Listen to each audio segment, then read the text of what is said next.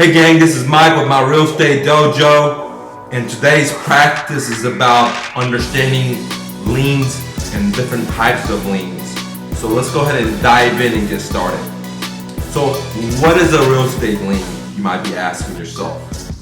A real estate lien is a claim one person holds against another person's property as a security for a debt.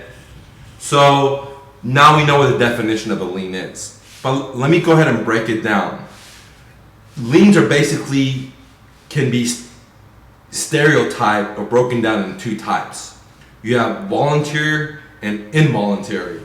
Okay, let me talk about what a voluntary lien is, because it sounds funny. Why would somebody want to volunteer to get a lien to owe somebody some money?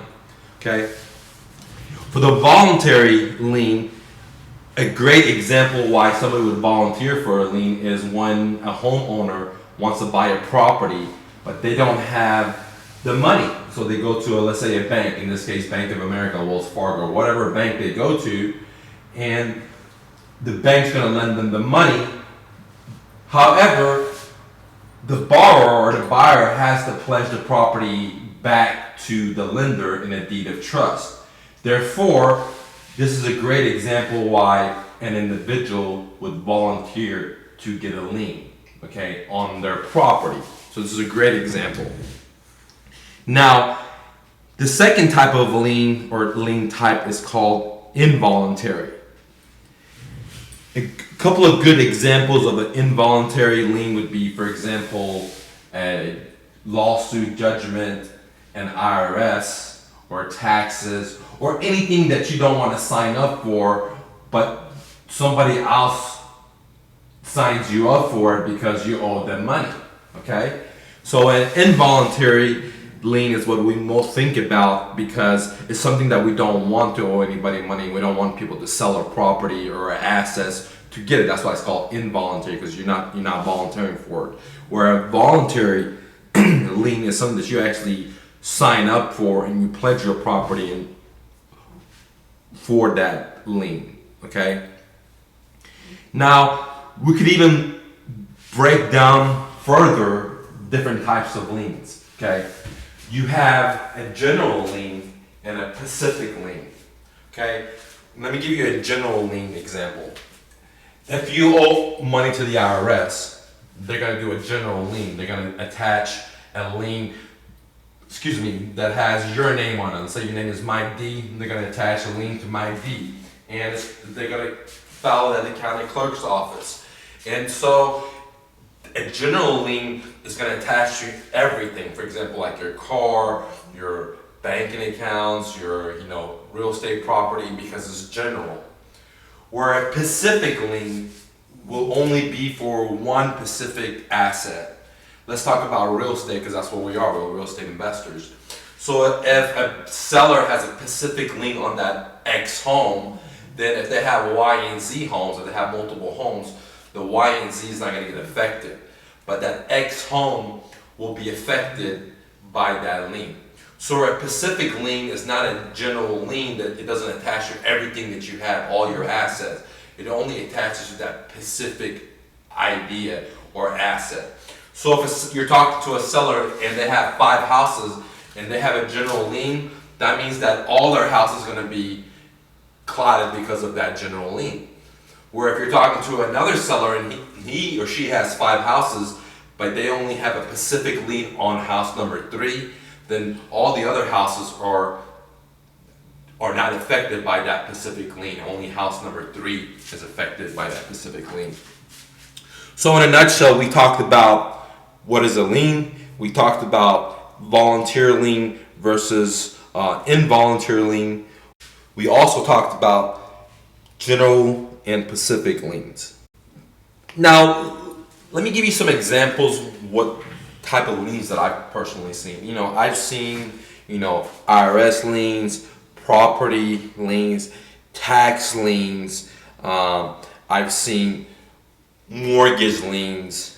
I've seen mechanical liens. Mechanical liens is when somebody works on your home and you don't pay them, then that contractor or that supplier has a right to put a mechanical lien on your property. Okay, so there's a variety of different types of liens out there. All right, now the power of a lien really is not the lien itself, is the ability to execute, or the execution part of a lien.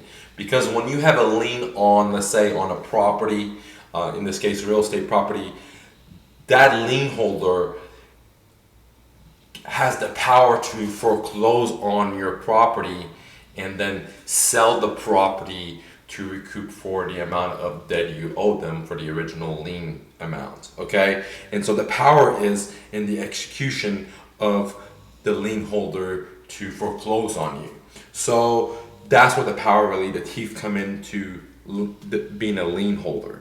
Now guys, here's the cool stuff as being a real estate technician or a professional investor, is that many retail buyers run away from properties that have liens. But if you're an investor and you know what you're doing and you're willing to put the sweat equity in and learn about the business, is that you can actually make good profits buying properties with liens on them. I mean, you could buy a property that has mechanical lien on it and you can make money out of that, because a couple of things can happen. A, the mechanical lien will expire at a certain time, or B, you could go and negotiate on buying out that mechanical lien from the lender that actually put the lien on the property, okay, or the lien holder. So a lot of people don't understand that you can make money buying properties subject to the liens.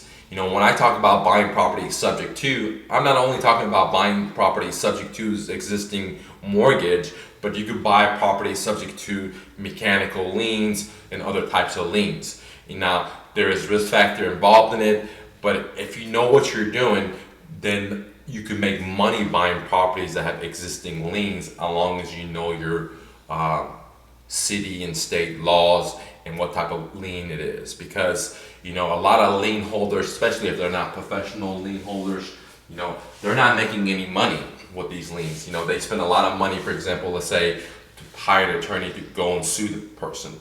And then once they got a judgment, then they got to go file at a county clerk's office. And then 3-4 years may have gone by and they haven't received one penny, and they've already invested a significant amount of money in getting that judgment, filing it, and now they haven't received any money.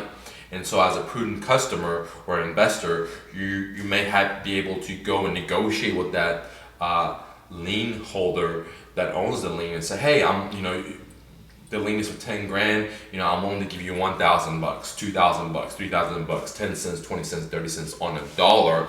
And that lien holder may be very motivated to sell you the property because they haven't collected any money. They put up all this good money by taking you to court, by taking the person to court, filing all these legal fees, and it's been a couple of years and they haven't received any money.